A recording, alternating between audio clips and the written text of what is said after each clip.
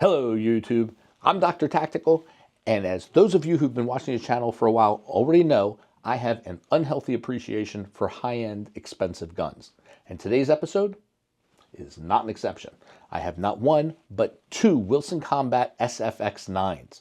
This one has a 4-inch barrel, this one has a 3¼ inch barrel, but it has a compensator on the end of it, making the overall slide length the same on these two guns. They also have the compact frame sizes, both of them. Okay, so while doing homework for you guys, because that's what I do, I don't just shoot these things off the cuff most of the time. I usually do some research. I went to the range, I opened them up, I looked at their innards, and then of course, what's everybody do to learn stuff? The best way to learn anything nowadays? That's right, YouTube. I went and watched some of my favorite YouTubers. Anyway, after going through all this information and digesting it, I formulated some opinions, which I'm going to share with you. I also did find one major flaw. And I actually did reach out to the company regarding that flaw, and I had an extremely interesting exchange, which I look forward to sharing with you at the end of the video. So stay tuned for that.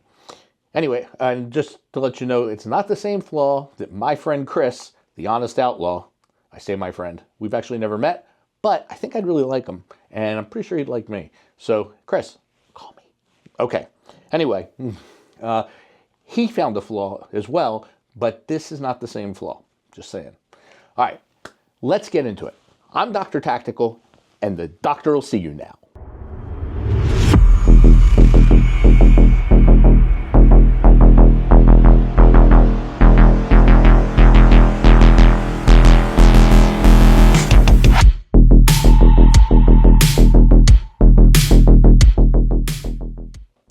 Welcome back to the channel, and those of you who are new to the channel, welcome to the channel. I hope you enjoy what you see, and if you do, please hit that like button. It greatly helps the channel. Also, if you haven't subscribed yet already, please hit the subscribe button. Today is the perfect day to do it. We are running a special right now, today, where if you subscribe, it is free, 100% free. That's right. Now, I know some of you are looking saying, well, when was this recorded? How long has this video been out? It's today. It's actually today, regardless of when it was recorded. On this day, it is free. So hit that subscribe button. Also, please hit the notification bell. The notification bell will let you know when more quality content like this is being released. Before we do a deep dive into these two guns, I want to quickly take a moment just to thank my friend and yours, Frank Smith. Frank is the owner of FS Firearms. Frank Smith, FS Firearms. I see what you did there, Frank. That's very clever. Anyway, he is a premier supplier of custom high-end firearms. He deals in Wilson Combat. He deals in Atlas. He deals in Nighthawk. He deals in a myriad of high-end firearms. And he is a great resource. So if you're thinking about taking your game up to the next level, you want to go to a high-end premium gun, he's the man to call because he's had experience with all of them. And he can probably talk you through it and really help you make a decision, and may even be able to set up some range time for you to have hands-on experience with some of these guns. So Frank and I have an arrangement where he's kind enough to lend me guns for me to do reviews on, knowing damn well that this is an honest show, and if I see issues, I'm going to expose them because this is not my livelihood. This is a hobby. I enjoy, really breaking guns down and showing the good, the bad, and the ugly. It's what I do. And I have no financial arrangement with him whatsoever. So if you choose to buy a gun from him, I do not get any kickbacks. Not that I would say no if he offered, but he hasn't offered, that cheap bastard. So far, there's basically my end of the deal is he's kind enough to lend me guns to share with you, which saves me from buying them, which has so far been helping to save my marriage. Okay, on to the guns. So we are going to take a look at these guns. We're going to save the negative observation until the end of the video, and I'm just going to sort of dive into these. The SFX9 is a 2011-ish style gun, 1911, 2011-ish. Have to say ish because this is not a staccato. Many of you know, some of you don't.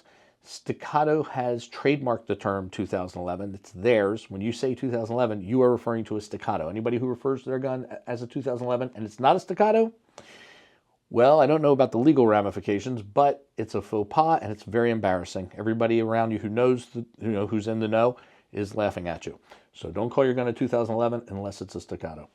Anyway, so one of the nice things about Wilson Combat is that it is just highly customizable. You've got various trigger options. You can get straight, you can get curved, you can get flat, wider, you can get thinner, you can get serrations on the pad. It's just really nice. You can really make this gun yours, especially with the finishes. There's a ton of different finishes that they have, and they really, really are durable, strong finishes. You can get it with or without accessory rails. This one does. They both have accessory rails. You can get it without accessory rails to sort of streamline for holstering and carrying and that type of thing, or you can get a accessory rail, and you can hang your flashlight, laser, bipod, bayonet, pitchfork, whatever floats your boat, you can put it on there.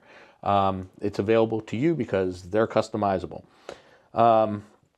Safety options. So there are a variety of different types of ways you can do your safety. You can do this is a standard safety. Well, we'll go through what's on these specific guns in a moment, but you can do standard, you can do compact for, or carry safeties, I think they're called. You can do it unilaterally, where you just have it on the one side. You can do it bilaterally for full ambidextrous. There's just a lot of variation, but I'll tell you what they don't have, which is a grip safety. And that is a plus and it's a minus depending. I won't call it a minus. It's just something you need to be aware of, and here's why.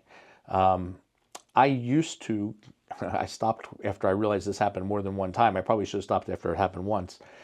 I carried a true 2011 in a smart carry. Now, smart carry is like basically a cloth pouch that protects the trigger and protects the gun, and it tucks away very nicely. That's all well and good, but it doesn't do a good job apparently of protecting the safety, the main safety. Now, I know everybody's like, well, your fingers are safety, the triggers are safety, the trigger guards are safety. There's tons of safeties. All right, we're going to call this the safety right now.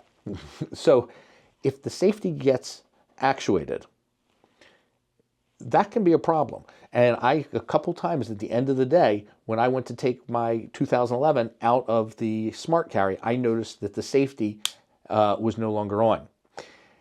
And luckily there was a safety on the grip, and I did keep the trigger area free in there, but still something could have happened. Something terrible could have happened. Having that one extra level of safety, I felt a little bit better about the situation.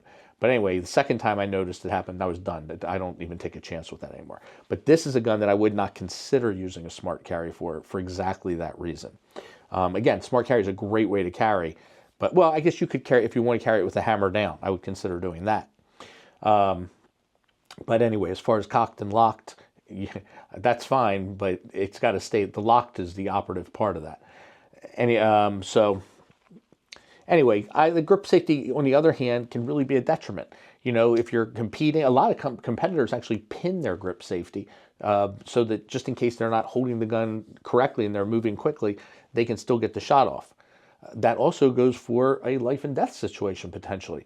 You might be in a position where you can't hold the gun just right, or you may be knocked around and you don't have a good solid grip and you can't get the shot off. That could be a life or death decision. So there is definitely benefit to not having a grip safety on it.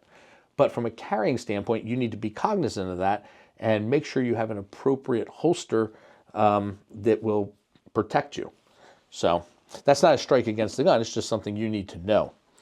Let's see what else. So it's got a tri-top on it, which also allows you can put different types of sights on these things. They've got tall sights, short sights. They got all kinds of sights. You can get an optic cutout for it.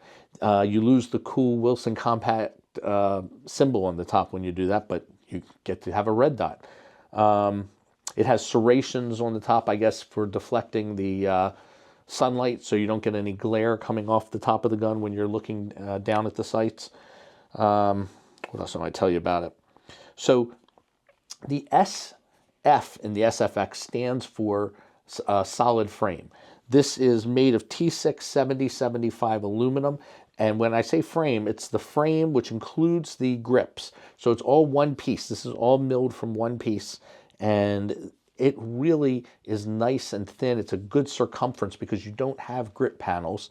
And the X in the SFX9, the X stands for this X-Tac pattern, which is sort of these cross cuts, which really give you a lot of control over the gun.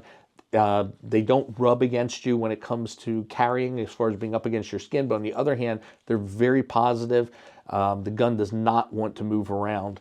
You really have control over the gun. So it's a really nice pattern that they have, and it goes all the way around. They have it in all the right spots. So I'm a big fan of the X-Tac pattern that they're using. Now, the true piece de resistance, in my eyes, I probably should have said this at the beginning, but all these guns are safety check cleared, and the fact that they're sliding up and down on these things means there's no magazine in them. But this barrel, oh boy. So it's a single lug barrel. It is a bull barrel. It's fluted, which helps allow lubrication to sort of get all around. Also cuts back on the weight a little bit. It's got a reverse bevel crown, which is just gorgeous, and also protective, because by having that crown there like that, if you do drop it or something bangs the top of it, it's not really nicking or getting into the area where the bullet's actually coming out of. So it's nice having that little reverse bevel. Also, the let me see something. Yeah, it's really nice. Now, on the other one, where we have our compensator, the barrel comes right up to the end of it. Again, it's a 3 1/4 inch barrel, and then the compensator sort of takes it the rest of the way. Very nice setup. I'm torn though, because I really like I love having a compensator, but I really like looking at that reverse bevel crown. Now let's get to what really matters. Let's see how they handle at the range, or at least how this one handles at the range. Okay, I am back at the Country Club of Maryland, my home away from home. I have not one, but 2 Wilson Combats on loan. They're both the SFX9. This is the SFX9 4-inch. This is the SFX9 3 1/4 inch, but with a comp on it. So this one I've been given the go-ahead that I can shoot. This one I've been told please don't shoot, but a new one will be coming for me to play with. So I need something to compare this to, so I brought my own personal Staccato CS. So I figured these are very much comparable kind of guns as far as size and usage. So let's give it a try. Now, the SFX9, rumor has it, is guaranteed a 2-inch group at 50 yards from a bench rest. Those of you who've watched me shoot know there's no way in hell that's possible for me, even with a ransom rest. But nonetheless, I'm going to give it a try. So I'm going to take 5 shots on the target on the left with the Wilson Combat, and then I'll take 5 shots on the target on the right with the Staccato. We'll just sort of see how they compare.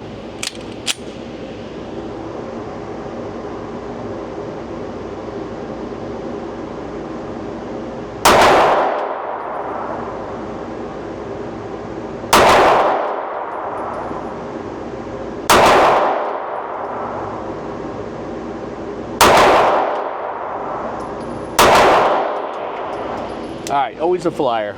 But those of you who have watched me shoot over the years know that's pretty damn good for me. All right?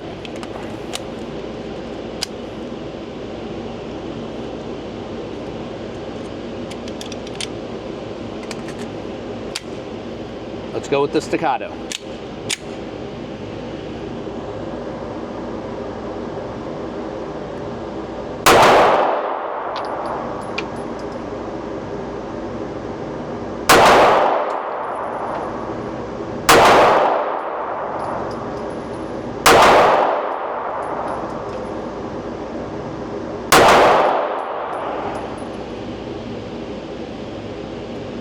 These are some pretty good groups. I'm pretty happy with that. While these are both amazing guns, and it's obvious that Wilson Combat quality is outstanding, why is it that I cannot, at this time, declare them DoctorTactical approved. Well, here's what happened. I was, as I mentioned earlier, watching YouTubes, and I was watching Chris from The Honest Outlaw, and he showed that on his forward right screw hole of the optic plate, there was a screw head that had broken off, and the screw was still retained in the hole. But that everything was still nice and firm because it's so over-engineered. The other three screws were doing a great job of keeping the plate solid. Well, he said that, and I watched the video. I had already had possession of these two guns, and this one does not have a optic on it. So I looked, and sure enough, mine was missing a screw too, or had something broken off in it, and I was concerned. So I'm like, wow, I wonder if Chris had that loaner. I wonder if somehow it trickled over to me. And then I realized that this is a completely different setup with the comp and everything. So no, it's another gun that had the same problem. And then I was watching a video by Jerry 9S. And Jerry was showing his SFX9 and talking about it. And he didn't make reference to the screw missing, the broken off in there. But while he was maneuvering around in the video, I noticed he had a plate that was missing one in the same spot. So I was wondering if he knew, if he had noticed. So I commented on his video. I said, hey, Jerry, I said, have you noticed that screw's missing? What's up with that? So he sent me back a comment and said that, good eye, that's actually supposed to be that way. It's access into the, for the extractor, because you lose that when you put the plate on here. That made perfect sense to me, because I've only seen this hole on 3 guns, and all 3 of them looked exactly the same, so the chances that all 3 of them broke were pretty slim. But I don't know Jerry 9S, but again, I think I'd like Jerry too. I was glad that he jumped back to me on that. But I figured this would be a good opportunity for me to reach out to Wilson Combat and find out what, if that's actually the case. So I call Wilson Combat. And as many of you know, when it comes to high-end companies, customer support is everything. No matter how high quality their product is, there's going to be hiccups, there's going to be problems. And knowing that you have a company that's there for you, that's going to be there and respond well and treat you nicely, that matters. That's the difference. There's a lot of high-end products out there, but to be a high-end company, it's how you treat the people who you're servicing. So I called Wilson Combat. The machine put me on hold, told me I was 4th in line, and that I had a 4-minute wait. I didn't time it, but I think that wasn't terribly inaccurate. I'm going to put the timestamp up here when I called, and I'll explain why in a moment. So here's the thing. A woman answered. I did not ask her name because I was too surprised. Not that a woman answered. I'm talking to plenty of women. But when she answered, I said to her, I have a YouTube channel, and I'm doing a video on the SFX9, and I have a question. And instead of being receptive or kind, because I've talked to, I can't even tell you how many gun companies and product companies I've talked to where I have questions. I've never had this happen before. She said, who gave you permission to do a video? I was like, well, I don't need permission. I've got a gun and I'm doing a video on it. She said, you cannot do a video on, on Wilson Combat without Wilson Combat's permission. I said, so I'm getting a little defensive here. I said, actually, I can do a video on anything I want as long as I'm telling the truth. And she said, no, you can't make a diagnosis and you can't make a remedy and you can't do anything without Wilson Combat. Now, the reason this timestamp's up here is I want Wilson Combat. Hopefully somebody from there will hear this and check the timestamp and the date. That'll be there too. Because this phone conversation should have been recorded. Because it said when I was on hold that that our conversations would be recorded. I did not ask the name of the lady. I wish I had. It has to either be Bill Wilson's mother-in-law or his wife, because nobody else would tolerate somebody like that working in their company. Nonetheless, so I said, look, let me explain to you how this works. I'm a YouTuber. It's a hobby, but it's something I do. I do video reviews. I do not need permission. If I can get my hands on a product, I'm going to, share it. That's what I do. Now, here's my question. So I asked her about the hole in the front. I said, and I'm trying to debunk something that's out there that, that's actually negative about your product. I'm trying to make it a positive. I said, so tell me, is that actually access to the extractor, or is this a flaw? Is this an area where the screw fractures? She said, no, that is access to the extractor. What's your name? And part of me was going to hang up, but the other part's like, screw it. Here's my name, and here's my channel. I said, enjoy the video.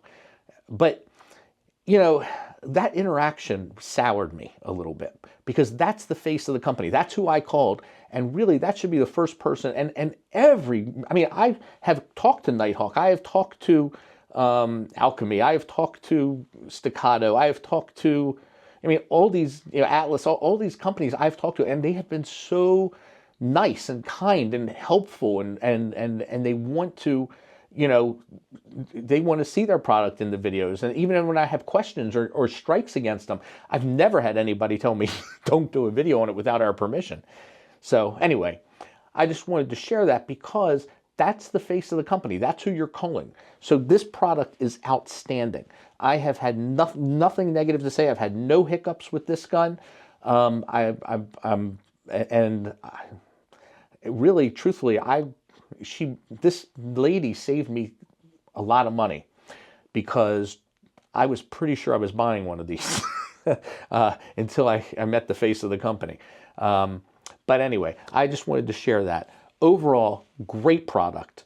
And that little problem that I just brought up is actually something that is fixable. So hopefully the company will speak to her, explain to her that that's not the way to deal with people. I don't want to see anybody get in trouble or fired or anything like that. But I'm trying to help the company, because if that is not the person you want dealing with people directly, or at least you want them to have better training if you're going to put them there. Anyway, that's all I have. I'm Dr. Tactical. Dr. Tactical, out.